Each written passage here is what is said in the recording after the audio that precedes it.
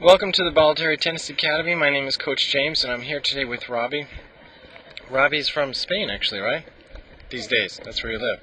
We're here to do a video analysis of his forehand, his backhand, and his serve. We're going to take a look at the forehand ground stroke first, and we're going to see what we can do to help him out, make it a little bit better than it already is. He has some good height and depth, some good consistency with the ball, nice racket acceleration, pretty good balance, and he understands the wide base at the end. These are all very good things, Robbie.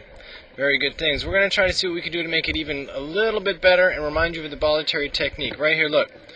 We got that racket a little bit close to our face right there, see? I'm going to circle the racket there. I'd rather see that racket out there. See, because right now it's very close to your face. We're going to try to keep that racket further away from your face a little bit more, okay? So that we can try to refrain from pointing the strings at the back fence.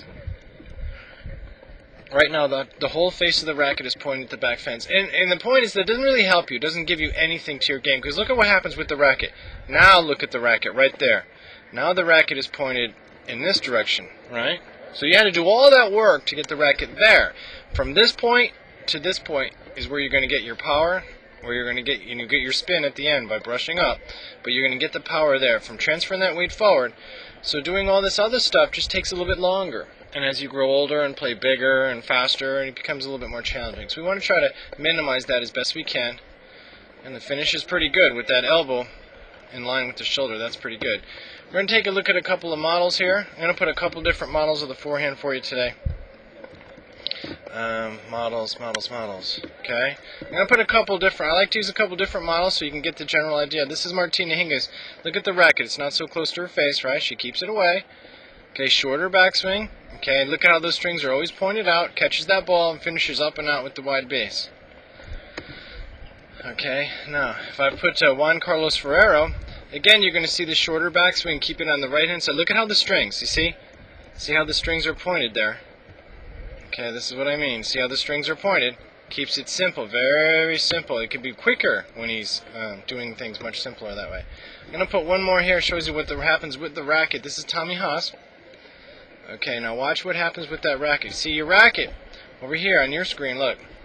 And the strings point to that fence. But Tommy's will stay in this box. They'll always stay on the right-hand side. You hear us talking about short backswings. This is what we mean. Trying to keep the racket there on the right-hand side. Watch. Oh, what happened to my box? There we go. Let's draw the box. There it is. Ready? See, look. I'm going to play it again.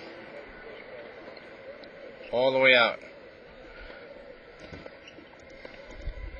Okay, ready? I'm going to play it one more time. Trying to keep the racket on the right-hand side. Okay, Robbie? That's about it. Let's take a look at your backhand. Which one are we going to do? Number 11?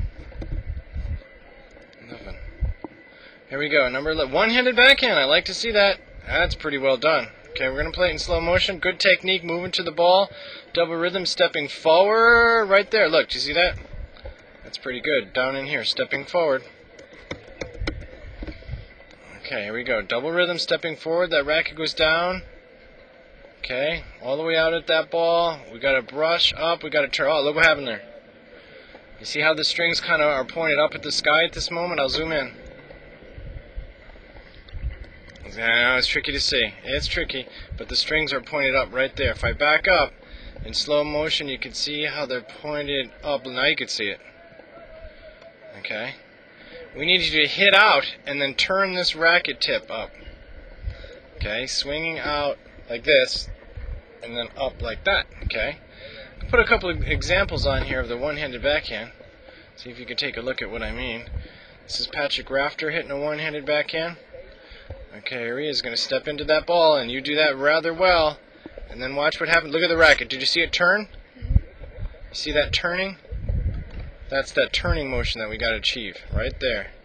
Okay, let me move him over just a little bit there. Be a little bit easier to see that turning motion. Right, boom, boom, boom, right there. See how he's turning that racket up just like that. Let's see if I got a Roger Federer clip. With this clip, you watch how Roger Federer really looks at the contact point.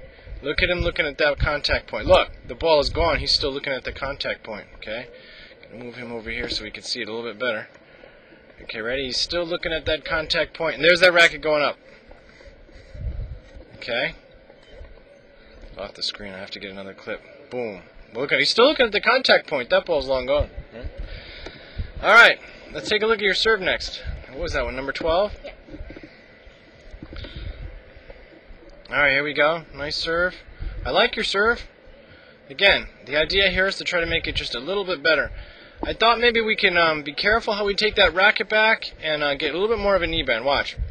See what's going to happen with the racket right in here. I see this a bit. Now look, the racket starts to open. And what I mean by open is these strings get pointed up at the sky, okay? See the opening of the racket, We want to try to avoid that. So throwing motion, we want to get this edge. This edge here, I'm going to point to that edge and get this edge. I'll show you by example.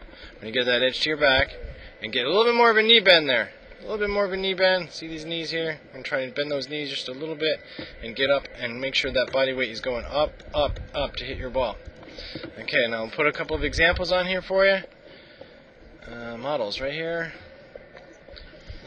Okay, first, if I show you David Nalbandian, I like to use this tape because now what I want you to do is watch his racket. Watch the racket. See how the racket edge goes forward? The strings don't open up to the sky. You see that, buddy? Okay. I'll put on another one for you. Okay, we take a look at Maria here. Same thing. Watch the racket. Watch the forward edge coming to her back. See? It opens at the last moment as she's turning. One more. Put Roger Federer. Again, that racket is staying closed until it's all the way down behind his back. And then look at how far behind his back it goes, though, right? Look. It starts to open when it's all the way back there.